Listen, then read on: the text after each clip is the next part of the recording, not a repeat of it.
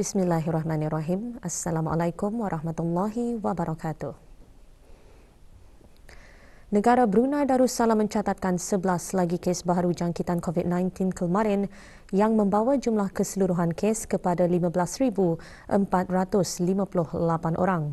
Perkara tersebut dimaklumkan oleh Yang Berhormat Datuk Seri Setia Dr. Haji Awang Muhammad Hisham bin Haji Jaafar, Menteri Kesihatan, semasa sidang media situasi terkini jangkitan COVID-19. Sidang media diadakan di Dewan Al-Afiah, Kementerian Kesihatan. Dari jumlah tersebut, 10 adalah kes tempatan, manakala 1 adalah kes import. Jumlah kes baru ini adalah hasil daripada 1,121 jumlah ujian makmal yang dilakukan dalam tempoh 24 jam. Oleh itu, kadar kes positif ialah sebanyak 1%. Di kalangan kes-kes yang sedang dirawat di Pusat Pengasingan Kebangsaan, tidak ada kes dalam kategori 4 dan 1 kes masih dalam kategori 5 yang memerlukan bantuan mesin pernafasan dan bantuan tambahan mesin hadlang mesin ataupun ECMO di unit rawatan intensif. 5 kes telah disahkan sembuh yang membawa jumlah kes yang sembuh di negara Brunei Darussalam kepada 15,260 kes. Manakala jumlah kes aktif ialah sebanyak 98 kes. Sementara itu, kadar pengisian di pusat-pusat pengasingan di seluruh negara atau bed occupancy rate ialah sebanyak 2.4%. Menteri Kesihatan turut mengongsikan pencapaian program vaksinasi kebangsaan sehingga 26 Disember 2021. Kadar keseluruhan penduduk yang telah menerima sekurang-kurangnya 1 dos vaksin ialah 94.4%. Kadar bagi yang telah menerima 2 dos vaksin ialah 92.9%, manakala kadar bagi yang telah menerima 3 dos ialah 14.8%. Dalam pada itu, Kementerian Kesihatan ingin memaklumkan bahawa perkhidmatan klinik vaksinasi COVID-19 bergerak bagi perkhidmatan rumah ke rumah akan dijalankan minggu ini bagi penduduk-penduduk yang tidak dapat menerima vaksinasi di klinik disebabkan masalah kesihatan atau kesukaran bergerak. Perkhidmatan rumah ke rumah ini akan dijalankan di beberapa mukim dari jam 9 pagi hingga 2.30 petang pada tarikh-tarikh berikut.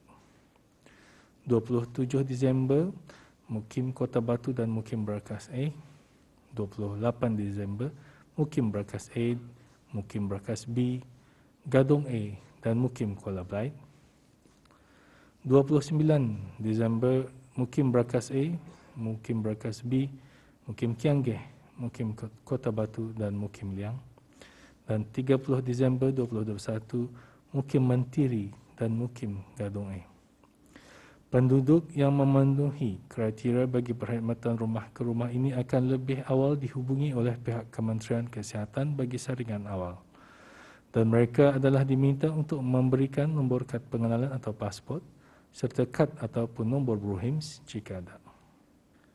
Seterusnya, untuk memberikan gambaran yang lebih jelas mengenai keberadaan kes-kes positif yang dikesan di negara ini, Kementerian Kesihatan ingin mengongsikan sedikit hasil penelitian yang telah dijalankan. Di antara 19 Disember 2021 sehingga 25 Disember 2021, alhamdulillah tidak ada mukim yang mempunyai lebih daripada 40 kes. Di mana 16 mukim, 41% mempunyai jumlah kes di antara 1 ke 40 kes, dan 23 mukim, 59% mempunyai kes sifar. Sejak 22 November 2021, Kementerian Kesihatan telah mempunyai keupayaan sendiri untuk melaksanakan gene sequencing terhadap kes-kes positif yang dikesan di negara Brunei Darussalam, iaitu satu kaedah makmal yang dilakukan untuk mengenal pasti varian SARS-CoV-2 yang ada di negara ini. Menurut Menteri Kesihatan, setakat 26 Disember 2021, gene sequencing yang dilakukan terhadap 252 sampel mendapati 244 daripadanya adalah varian Delta. Manakala 8 sampel adalah varian Omicron, termasuk 7 kes varian Omicron yang baru disahkan kemarin. Setakat ini, semua kes varian Omicron yang dikesan di negara ini adalah kes-kes yang diimport dari luar negara, manakala kes-kes varian Delta adalah terdiri dari kes-kes tempatan dan luar negara. Sehubungan dengan itu, Kementerian Kesihatan ingin sekali lagi menasihatkan orang ramai agar tidak cemas dengan pengesanan kes-kes varian Omicron di negara ini. Langkah-langkah pencegahan dan pengawalan bagi apa jua varian-varian COVID-19 adalah sama. Oleh itu, teruskanlah mengambil langkah berjaga-jaga seperti memakai sungkup muka, kerap mencuci tangan, amalkan penjarakan fizikal dan elakkan daripada pergi ke tempat-tempat yang sesak. Apa yang penting ialah bagi sesiapa yang telah melengkapkan 2 dos vaksin untuk mendapatkan suntikan dos ketiga atau dos penggalak sebaik saja layak menerimanya, iaitu 3 bulan selepas dos kedua diperolehi. Kajian saintifik mendapati pemberian dos ketiga atau dos penggalak mampu meningkatkan daya tahan atau imuniti badan terhadap jangkitan COVID-19 termasuk varian Omicron. Price Control Act Amendment Order 2021 yang berkuat kuasa mulai 23 November 2021 dihasrat untuk mengukuhkan lagi rangka perundangan Akta Kawalan Harga Penggal 142 di negara ini. Penguatkuasaan Akta Kawalan Harga tersebut telah diperkenankan oleh Kebawah Duli Yang Maha Mulia Paduka Seri Baginda Sultan dan Yang di-Pertuan Negara Brunei Darussalam. JPES dalam siaran medianya menyatakan objektif pindaan ke atas akta kawalan tersebut bagi mengemaskini dan mengukuhkan peruntukan-peruntukan yang berkenaan dalam usaha memperkesankan dan mempercekapkan lagi langkah-langkah penguatkuasaan yang dilaksanakan oleh JPES agar kekal relevan dengan konteks ekonomi semasa dan matlamat ekonomi negara Brunei Darussalam dalam jangka panjang. Pindaan tersebut juga disertai dengan pindaan terhadap undang-undang tambahan iaitu Price Control Maximum Prices and Charges Amendment Order 2021 dan Price Control Minimum Price and Charges Repeal Order 2021 yang akan berkuat kuasa pada tarikh ia diwartakan.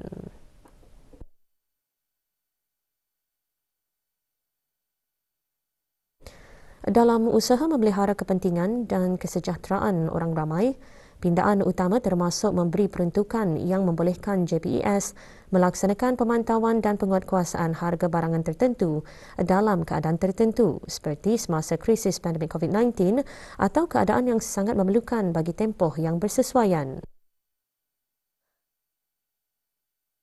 Kegagalan para peniaga memberi kerjasama seperti tidak memberi maklumat atau rekod yang diperlukan secara telus atau menghalang petugas untuk memasuki atau memeriksa premis perniagaan adalah menjadi suatu kesalahan dan boleh dikenakan penalti jika sabit kesalahan di bawah akta berkenaan.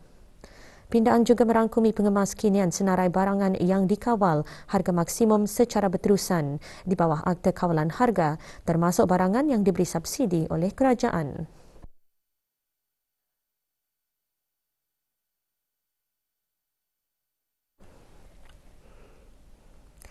Walaupun pandemik COVID-19 menjejaskan perjalanan antarabangsa, kerjasama antara Brunei dan China diteruskan ketika kedua-dua negara memulakan norma baharu dengan aktiviti yang dianjurkan melalui platform dalam talian.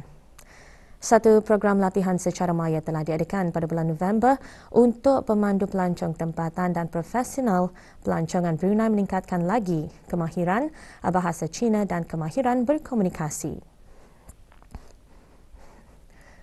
Menurut Menteri Sumber-Sumber Utama dan Pelancongan, dalam mempertingkatkan lagi kerjasama dua hala yang sedia ada melalui kesaling hubungan, negara Brunei Darussalam juga berterima kasih terhadap sokongan yang dihulurkan oleh Kerajaan Republik Rakyat China bagi sektor pengangkutan yang membawa kepada peningkatan aktiviti ekonomi dan peluang-peluang dalam bidang pelancongan, pertanian, pembinaan, maritim dan lain-lain. Yang berhormat, Datuk Seri Setiawang Haji Ali bin Apong mengongsikan perkara tersebut semasa Majlis Penutupan Tahun Pelancongan 2020 negara Brunei Darussalam dan Republik Rakyat China secara maya. I'm also pleased to share that Brunei Darussalam participated in the China ASEAN Expo held in the city of Nanning in September this year, where we promoted the unique charm and beauty of our country's tourism offerings. With over 74,000 tourist arrivals in 2019, China has always been regarded as one of the top 3 source markets for Brunei. Terdahulu Tuan Yang Terutama Hu Heping, Menteri Kebudayaan dan Pelancongan Republik Rakyat China, Dalam ucapannya berkata, sejak 30 tahun penubuhan hubungan diplomatik, hubungan dua hala negara Brunei Darussalam dan Republik Rakyat China telah berkembang dengan pesat dan kukuh dengan kemajuan mantap dicapai dalam kerjasama praktikal selain komunikasi dan kerjasama erat dalam hal ehwal serantau dan antarabangsa. Tahun pelancongan 2020, negara Brunei Darussalam dan Republik Rakyat China menyediakan platform unik ke arah meningkatkan kerjasama pelancongan melalui pertukaran rakyat dengan rakyat, meningkatkan kerjasama dua hala, pembinaan kapasiti serta mengembangkan kerjasama dan perkongsian antara kedua-dua negara.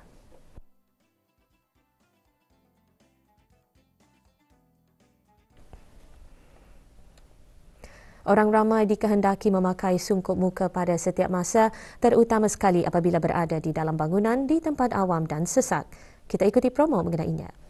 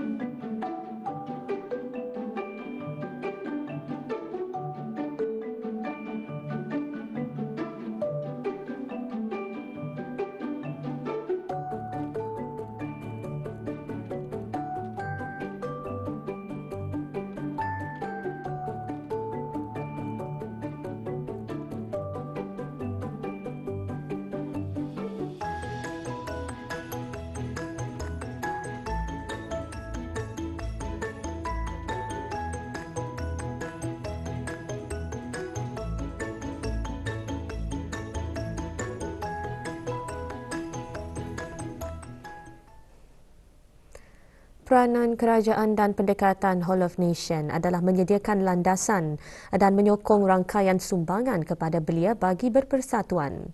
Namun ia terpulang kepada para belia untuk memenuhi landasan-landasan yang diperlukan dalam usaha untuk mencapai hasrat dan aspirasi belia dengan meningkatkan dan melibatkan diri mereka sendiri. Yang berhormat, Meja Jeneral Besara Datuk Paduka Seri Awang Haji Aminuddin Ehsan bin Pihin Orang Kaya Saiful Mulok, Datuk Seri Paduka Haji Abidin, Menteri Kebudayaan Belia dan Sukan, menekankan perkara tersebut pada majlis penutupan sidang kemuncak pemerkasaan belia BIBDS 2021 yang diadakan secara maya. Yang berhormat juga mengingatkan selaku anak Brunei, masa depan negara adalah menjadi tugas dan tanggungjawab semua untuk menanai hasrat kerajaan ke bawah Duli Yang Maha Mulia bagi mencapai hasrat negara melalui Wawasan Brunei 2035. Majlis penutupan diisikan dengan satu dialog bertajuk Youth for Climate Action yang disertai oleh Berhormat Dayang Khairunisa binti Awang Haji Ash'ari, Ahli Majlis Mesyuarat Negara selaku pengasas bersama Green Brunei, dan Dinia Yahya, Ketua Urus Setia Perubahan Iklim Brunei.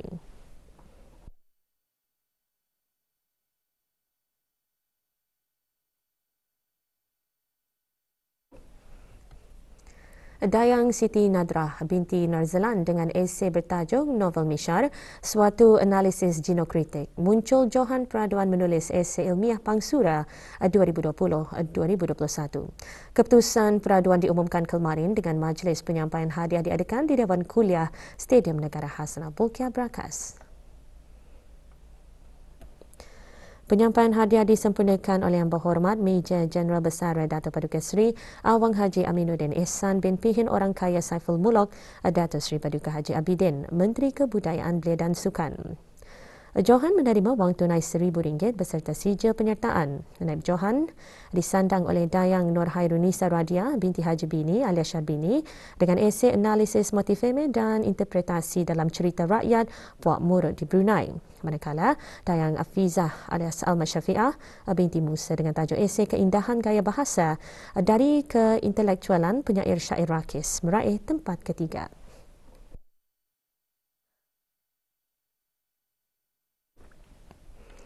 Diskusi komik bersama kartunis-kartunis secara maya bertujuan mengumpul para penggiat komik belia untuk bercambah ilmu dan bertukar-tukar pendapat agar lebih kreatif lagi dalam penghasilan komik di negara Brunei Darussalam. Ia antara pengisian Brunei December Festival 2021. Ini memang berkaitan dengan terbitan komik Lakak-Lakak Dewan Bahasa dan Pustaka, yang mana dari sana kami menyediakan platform untuk mengantar karya-karya kartunis dan diterbitkan dalam sebuah komik. Beberapa orang kartunis tempatan mengongsikan perjalanan dan penglibatan mereka dalam dunia komik meskipun sebilangan daripada mereka mempunyai pekerjaan tetap.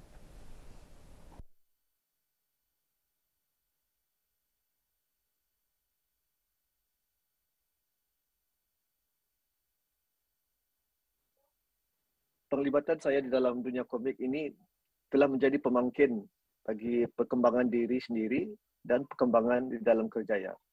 Saya berpendapat banyak membaca boleh mendatangkan idea-idea yang segar dan terkini. Jadikan terbiat setiap hari, melukis setiap hari walaupun sekejap, 10 atau 20 minit, sangat penting untuk membina, untuk menjadi produktif. Saya pernah bertugas sebagai pelukis ilustrasi sebelum saya melanjutkan pengajian di UBD. So, selepas 3 tahun itu, didedahkan dengan ilmu tentang dunia industri kreatif ini, saya berminat untuk menjadi seorang pereka grafik. Apabila majalah Lakat-Lakat itu diperkenalkan kepada saya pada Oktober 2020, saya teringin untuk kembali melukis dan bergiat semula dengan rakan-rakan sekerja di DBP. Seorang yang tidak asing lagi dalam dunia komik tempatan iaitu Awang Muhammad Rizwan bin Jemaeh menceburi bidang melukis sejak di bangku sekolah lagi. Zoe Topeng Sakti merupakan satu daripada 9 komik persendiriannya yang mendapat sambutan menggalakkan.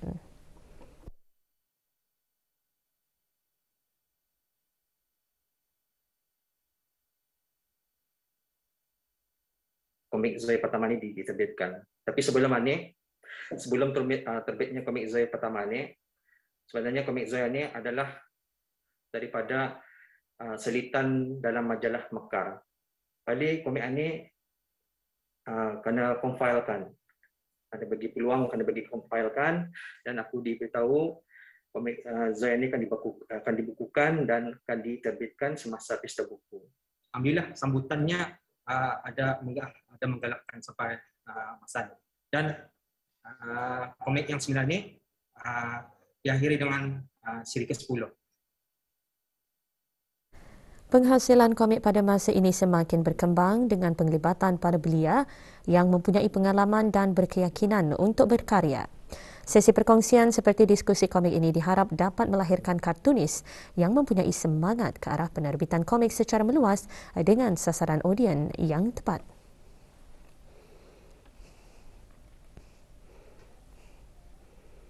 Berikutan penyebaran maklumat di media sosial berhubung mempersoalkan kesahihan khidmat pesanan ringkas SMS yang diterima dari bahagian contact tracing yang memohon maklumat peribadi seperti nama, nombor IC, nombor telefon, nombor BRUHIMS dan alamat penuh. Kementerian Kesihatan ingin mengesahkan bahawa SMS tersebut adalah sahih.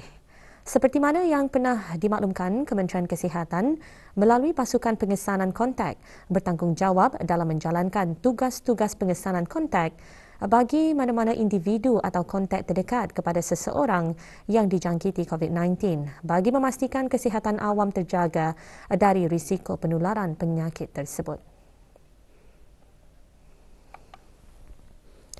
Dalam pada itu, Kementerian Kesihatan memohon kepada orang ramai untuk memberikan kerjasama penuh kepada pasukan pengesanan kontak Kementerian Kesihatan jika menerima SMS dari pasukan tersebut dengan menghubungi talian nombor telefon yang diberikan seberapa segera. Sebagai ciri keselamatan tambahan dalam memastikan kesahihan SMS, Kementerian Kesihatan juga akan mengongsikan nombor perkhidmatan bagi pasukan pengesanan kontak yang menghubungi mana-mana kontak terdekat melalui SMS tersebut, atau jika perlu, mereka yang dihubungi juga boleh memohon pihak pasukan pengesanan kontak untuk menunjukkan kad pengenalan perkhidmatan mereka melalui WhatsApp, atau jika terdapat sebarang kemusykilan atau memerlukan pengesahan pemanggil, hubungi bahagian kawalan penyakit Kementerian Kesihatan di talian 238-0318 dari pukul 8 pagi hingga 5 petang. Maklumat lanjut hubungi talian nasihat kesihatan 148 atau talian Darussalam 123.